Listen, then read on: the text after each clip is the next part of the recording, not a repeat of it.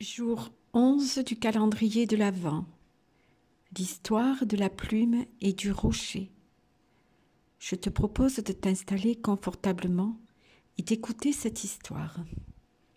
Il était une fois, sur une haute montagne balayée par les vents, un rocher imposant. Fier de sa taille et de sa solidité, il se tenait droit face aux tempêtes sans jamais fléchir. Tout près, une petite plume virevoltait au gré du vent. Elle était légère, fragile et semblait insignifiante à côté de la puissance du rocher. Un jour, la plume s'approcha du rocher et lui dit « Bonjour, rocher. Que ressens-tu lorsque le vent souffle aussi fort ?» Le rocher répondit avec une pointe de mépris « Ressentir ? Je ne ressens rien, je suis immobile, inébranlable. Contrairement à toi, je ne me laisse pas emporter. » La plume baissa les yeux, blessée par les paroles du rocher. Mais au fond d'elle, elle savait qu'elle n'était pas faible. Les jours passèrent. Et une tempête terrible s'abattit sur la montagne.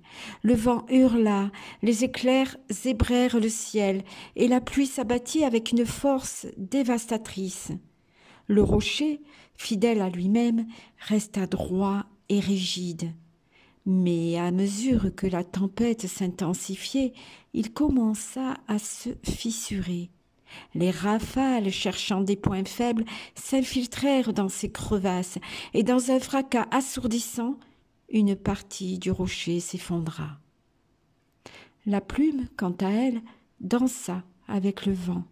Elle se laissa porter, virevoltant, sans résistance. Elle traversa la tempête sans se briser, se posant doucement sur une branche une fois le calme revenu. Quand la tempête prit fin, le rocher regarda la plume avec étonnement. « Comment as-tu fait pour survivre, toi qui es si légère, si fragile ?» La plume répondit avec un sourire. « Je n'ai pas résisté, j'ai accepté le vent et il m'a porté là où je devais être. La force n'est pas toujours dans la rigidité, rocher. Parfois, elle est dans la souplesse. » Le rocher resta silencieux, méditant les paroles de la plume. Ce jour-là, il comprit que sa dureté, bien qu'impressionnante, n'était pas invincible.